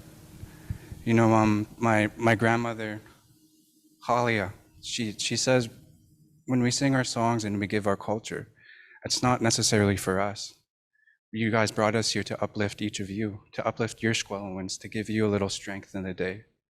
You know, these topics that are being discussed here, residential schools and the missing and murdered women, these are touchy subjects to us. It brings a lot of hurt and pain. You know, my great-grandfather, Dan George, he said, to be born Stelmach, to be born Indian, you're born into struggle. You know, everyone you see here and every Stelmach you see sitting, we're children, grandchildren of residential school survivors. Our grandparents' generation survived that. You know, my grandma Khalia, she says, there's a better chance at going to war and coming home rather than going to residential school and making it back. You know, my mother had to reintroduce her to love. She didn't know what a birthday party was until my mother said we should have a birthday party for my brother. So my grandmother said, sure. She was saying in the back of her head, she didn't know what a birthday party really was. From age 6 to 18, she was in residential school and they never batted an eye. You know, and that's the struggle we come from. That's the struggle we endure. But by some miracle, our older generation, they found our culture. They found our spirituality. So there's one thing those churches didn't really realize. How can you strip a culture that's intertwined through your DNA? How can you strip something that's living and breathing within you? You know, we're fortunate. My grandmother, her dad is Dan George. He endured millions of dollars. You know, his agent stole that from him. My grandmother, she took that and she said, you know, we're really rich, son, because we have our culture, we have family, we have love. My great-grandfather, he says, without love, you're no human at all. You need self-love. You need to flourish. With self-belief comes self-love. Once we love once we love us, it's easier to love the ones around us. You know, my mentor, CCM, who's standing beside me, he says we're weaving together like the blankets we have on now, like the cedar weavings we have in Chomot Shkwelowin. You know, we're one spirit. You know, that's how each of you have to work. Each of you have to have that belief in prayer. You have to believe in yourselves to uphold and do the work you need to do to support the work that you're doing. Because this is heavy work, you know, residential schools and the missing and murdered. How many women does it take for the government to bat an eye? You know, one Hulayton, and then the world flips on its head. There's thousands and thousands of Stelmach women that are going missing. You know, it's sad. But here, this is the right steps. So I just encourage you all to have that self-belief, to love yourself so you can keep going to the next day. So thank you. OCMC, Johan Hathens Collins to know up, a chamach 80. Hathens Collins Quisachit, the Queen Miles 80. Amen. Neta ans Sasiam, Kushamans Nas, Chitwe Natla Aslahan Uchumeoch, a Chabalchiston, Uchumeoch, Amen. Like to thank like to thank you all for having us here today. I'd like to thank my my relative here, Sue Walton, and his wise words for such a young man. I here today to stand with you and share a little bit of our culture and our songs and our prayers, and as well as for myself to be here to remind myself of the medicine that we have and the life that we have and the values that we bring each day to share medicine and share wealth. And my ancestral name is Sisiam. My English name is Reina Toro. I grew up in across the water in a village called Aslahan, where that first song we sang, the paddle song, where it originates from. I also reside in my grandmother's village of Hamalchiston, and I'm happy to be here with my relatives and our Slanite, our life givers, and the support, and be here today to share some songs. Chinquinman told me up. I thought I'd just share something quickly about the language as well. It got to a point where it was classified as in critical endangerment, and it still is kind of there. Lack of funding to do our languages. Now there's more funding, but it's a process. It's a huge process. And now we're at a point where it's starting to get competitive.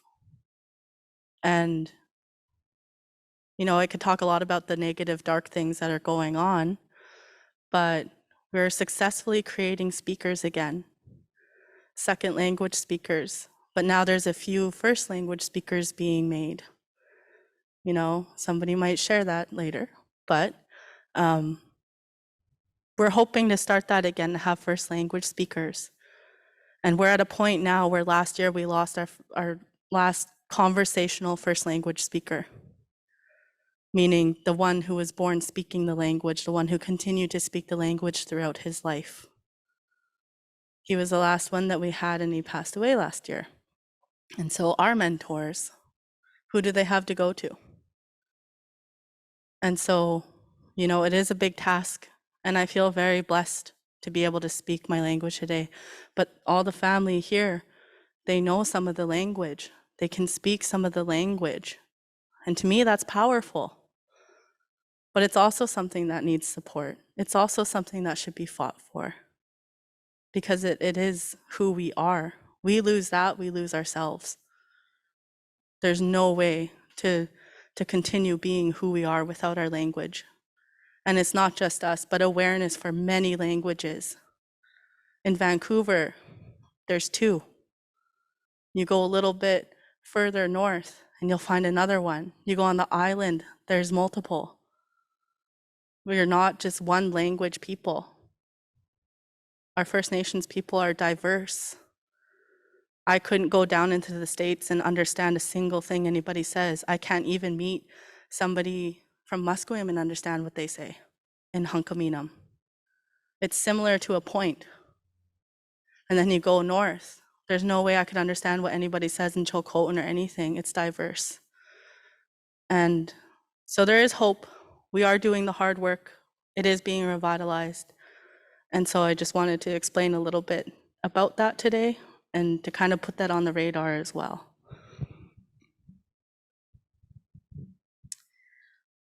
Tanoyap hot squile, Jalisa Quiansna, Setosnat Quian Quishamain, Tnat Chanpla Slaan Ohomel, West Chinwa Emote Nata Humalchiston. My name is Jalisa. My English name is Jalisa. My ancestral name I carry is Setostanat. I grew up on our village called Slaan. And I'm currently residing on one of our other villages, which is Humalchiston. Chinquinmantomiap for all of your guys' work. I'm grateful for, the work that you guys are doing, and I'm shy, so that's all you're gonna get out of me. But thank you for allowing us to share just a little bit of our medicine with you guys, and I hope you leave feeling a little bit lighter today.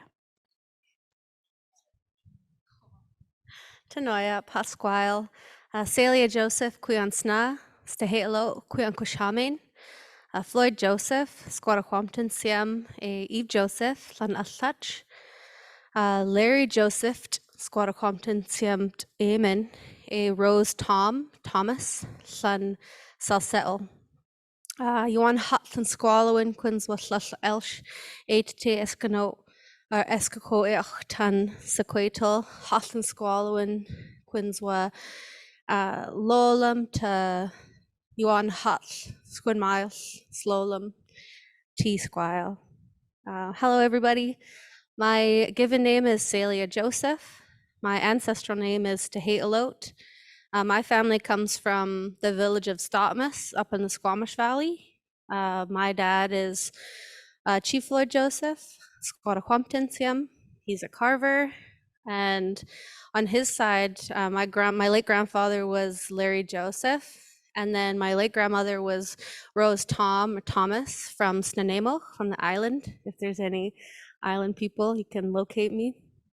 And then my mom is Eve Joseph, and she's of British and Jewish ancestry, and I'm just really happy to get to wear our regalia and get to put on our medicine and be able to stand here with my family. It's been a hard year and a half, 2 years, to not be able to gather with one another and to wear our regalias and to sing with one another. So really appreciate you calling us into this space so that we can help lift your spirits, but also help lift our own spirits. And I know our ancestors get hungry and thirsty to hear their language spoken, and they get to come and hear their songs and hear their language spoken to them today. And I know that there's so much medicine to be shared in that. So Chinkwan Mantomiop, thank you all, and I hope you all get home safe and stay safe. We'll see you.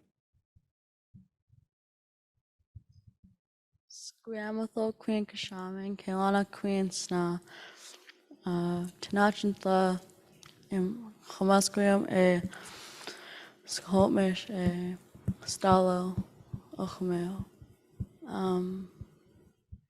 My traditional name is Squamathol, and my given name is Kailana, and it's my mom right there. And I'm from Musqueam and Squamish and Stalo. And yeah.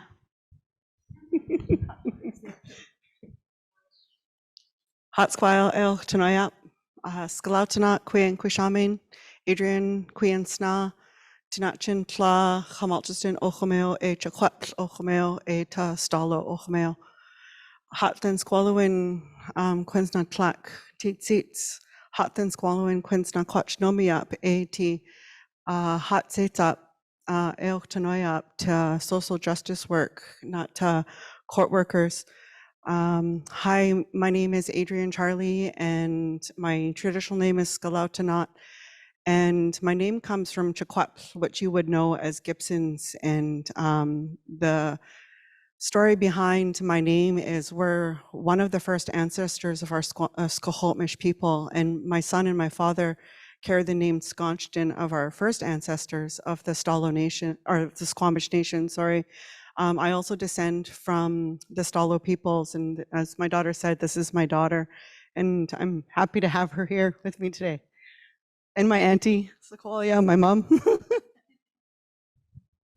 Hatsquile Tanoya, Noel Quiensna. My English name is Noel Natroto. I am the wife to the gentleman down on the end there.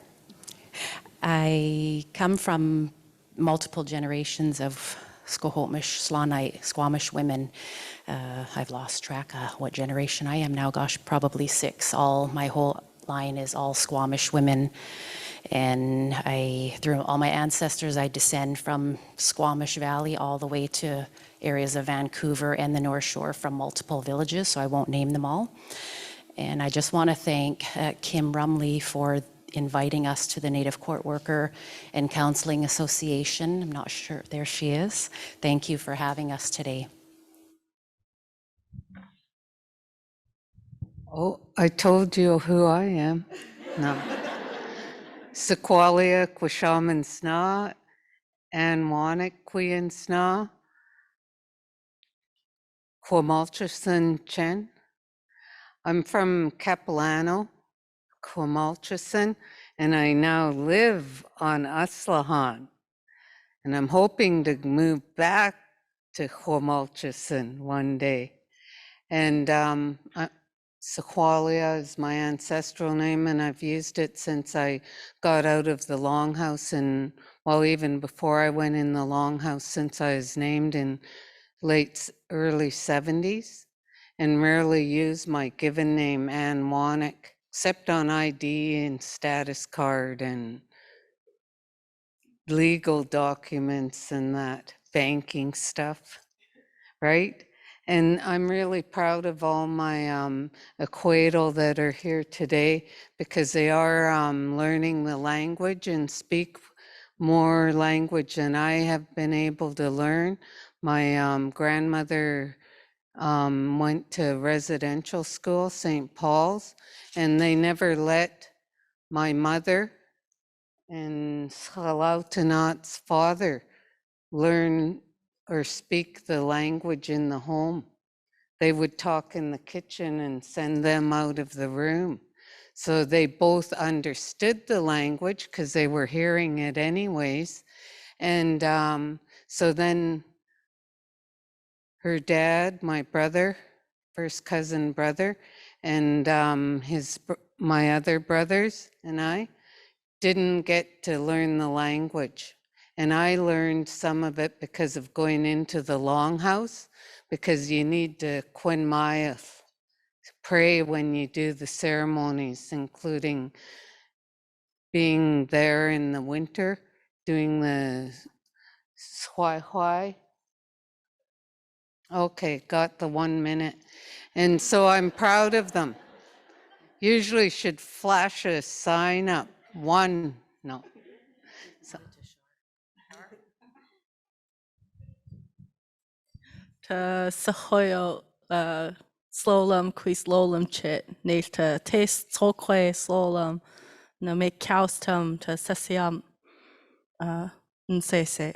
The last song we'll be singing is an upbeat song. The Taste Tokwe song talks about fishing. Fish are life, salmon is life. Save the salmon.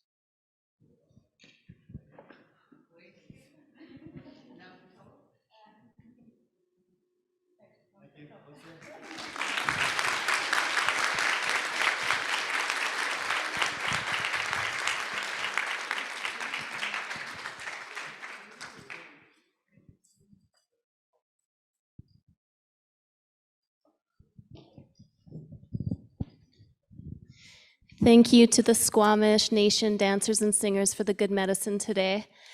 We would now like to invite, if you're still willing, Christina and Carmen back up. We will have a slightly shorter question and answer period where we'll alternate between folks in the room to ask their questions or any comments that they have about the resource shared. You'll notice that there are 3 microphones spread about the room, in the back and on either side. So if you'd be willing to please ask your question at the microphone.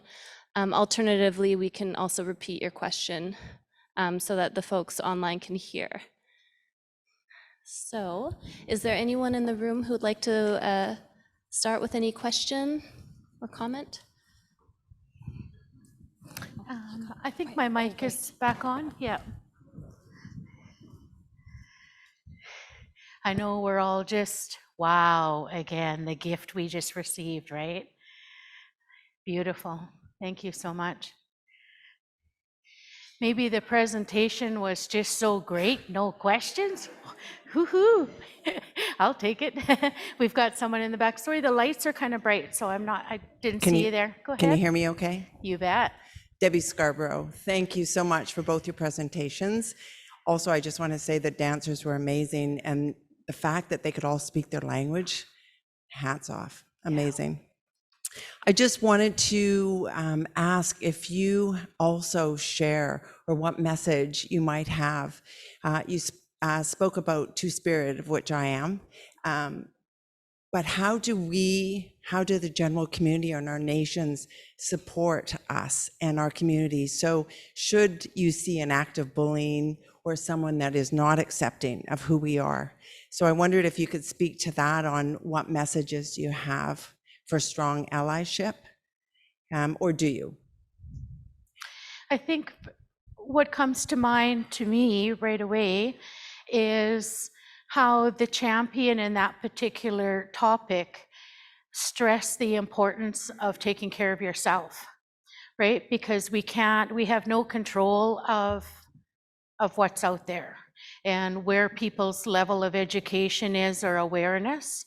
That we don't have control of, but we know ourselves, who we are, and when we're doing our personal work, we get stronger and stronger, and the stronger we become and the more we're grounded and we have our secure foundation and love ourselves, it becomes less significant of the people around us that may not accept us. Right? So we're less likely to give them so much of our power, and we keep our power to ourselves. And I think the way that things seem to be rolling out is there's an increased awareness of all these things. There's an increased awareness of two-spirited peoples, and there's an increased awareness of residential schools and what happened there. So it used to be a hush-hush topic, nobody talk about it, but now I think it's a welcome conversation to have. And those of us that are on our healing paths know the significance of how important two-spirit people are and how valued you are in the cultural settings of what you offer to the community, right? It's a privilege and a blessing to be two-spirited, and we know that, and we appreciate it, and we honor it. And so I think our goal is to continue to educate ourselves and to listen to you, and for you to let us know if there's more to offer and to suggest, because we're more than happy to share that as we move forward with the workshops. So please never hesitate to talk to us and to educate us, because we're not pretending to be the experts of everything. We know we do our best, but I tell you, every workshop we have, we learn. We learn from people like you and the people that stand up and have the courage to speak up and to share with us. So thank you. Thank you, Christina. I have one other question in regards, I come from Terrace, so very familiar with the Highway of Tears, lost many of my classmates and friends. So we know that many of us have hitchhiked hitchhiked, and that's why we go missing, and that's why we're murdered. So I'm wondering if there's any thoughts, especially from the Native court workers, to perhaps look at getting funding for Indigenous women to provide transportation. Number one, it would be entrepreneurial, but number two, to get licensing. You're probably aware of Lucy Sager, to get licensing so women are picking up, going back and forth down the Highway of Tears and providing transportation so that we don't have to hitchhike. I just wonder if that's ever been explored. I think our executive is always exploring those options because we're fully aware of the reality of that dangerous situation. I was pleased to learn of the BC bus service. I don't know how that might have changed during COVID times, but we're grateful at least there was something after we lost Greyhound, right? So it's best, and what I'm also learning is that a lot of the bands are buying their own buses. I know that Takla Lake First Nations and Clasden Nation, they all got their own buses. So they have their bus driver, and when the community, there's certain times every day, they're gonna bring them to town, and they know when to go to their bus to get back home. And they decorate their bus with their band, logos on it and what have you. And from what I've seen, I've always been impressed with that. So I think we are progressing, and that's us taking responsibility and for ourselves and being proactive and doing what we can with what we have. But I know our executive is always looking for funding to help our vulnerable and help our peoples and to empower our women and our young women. And it's the men go missing as well today, right? So for all of that, can't control it all, but that's the importance of the conversation, to have the conversations with as much people. Turn the TV off, turn your cell phones off, and instead of calling your daughter who's upstairs in the bedroom to come down to have supper, turn the cell phones off, have a conversation in your living room with no distractions, and talk about subjects like that. One little conversation one afternoon that could go for years and years and provide and save lives, right? So it's us making the effort to do those things. And just on a side note, I'm looking for a Native court worker for Terrace.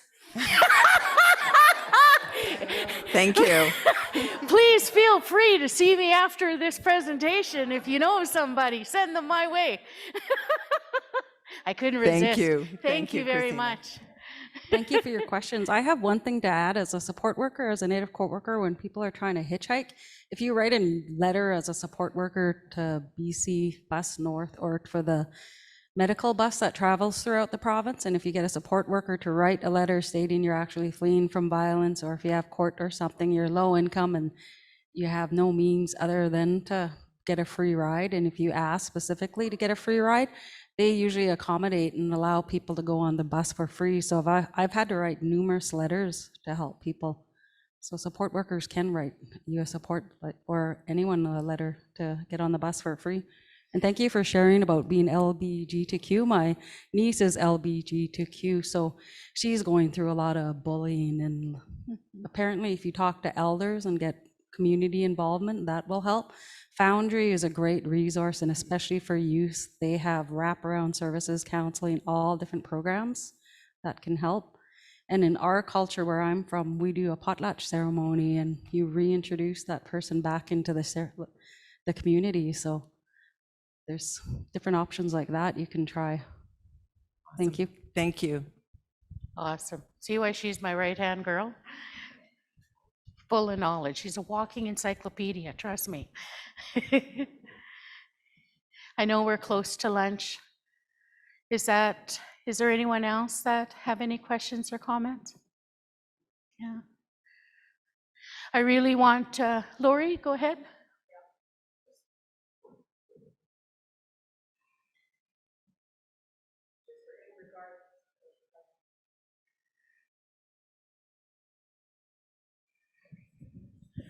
Just wanted to make a comment about safety and what it is you wanted me to remind you of this, Christina, but my daughter had mentioned that there is something new that's I don't know if it's new, but perpetrators are putting tracking devices attached to duct tape and attaching it underneath your vehicle somehow. So just be aware of that if you want to check your vehicle before you get in.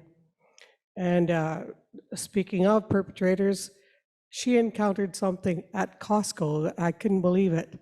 I noticed this one fella, and now that I was thinking about it, he was actually kind of following us around a bit. He was with his wife, and before he left, when he had done something to my daughter, and when we got in our vehicle, she told me about it. It was just, but it was not just. He went up to her, and she didn't really notice he was there. He breathed heavily into her ear, really closely to her. And she said, Mom, it just felt like I was protected, like there was a wall beside me, because I pray for her a lot. But at the same time, can you believe it? In Costco, somebody would do this, and he was with his wife. And it's a good thing I never seen it. Anyway. Thanks, Lori. We're getting the hands up, so we're probably at lunch. Oh, you have a comment. Oh, okay. I got to get my hand signals right. Okay, Kim? I just wanted to hold my hands up to you, Christina, and also Carmen, for an amazing presentation. And thank you for being so flexible with the schedule change, the unanticipated schedule change. And wanted to let you know, currently at head office, the phone is ringing off the hook and the emails are flying in for requests for us to mail out our Women's Right to Be Safe guide across the province. So, Masi Cho to you. Wow, great. That's wonderful. I really want to encourage all of you also to check out our website. I know our communications department has been working hard to update it and to provide all updated information and make it all spiffy and interesting. So I check on it on a regular basis, and there's a multitude of information. You can find out all the contact information, how to reach us on our website, and all the different programs that we offer. And there's information about COVID-19 as well. So in closing, so we have the right to be safe if we're babies, if we're youth, if we're young women, elders, men. So what do we all have in common? We have the right to be safe. Oh, come on, that's beautiful. Let's do a little bit more. We have the right to be safe. Awesome. Thank you, people. Awesome. I just before I have my phone with me because we have a bunch of people, about 150 people who are Zooming in today. We miss you. We really wish you were here. We have a comment from Shannon Lulua. I had some info to share in regards to the Women's Right to Be Safe social media side. Firstly, I'd like to thank Christina and Carmen for presenting. I know that in my community in the Caribou-Chilcotin, members are rallying when suspicious people enter the community and are sending warnings via social media to advise of an alert in the area. Wow. So I just wanted to share that. Thank you, Shannon. She's one of our Native court workers who takes care of Fort St. John and Dawson Creek. So it's dangerous areas all over, including that area, right? So strong women out there protecting us and taking care of us. Thank you, Shannon. Thank you, everybody. Tebi Masai Cha. All my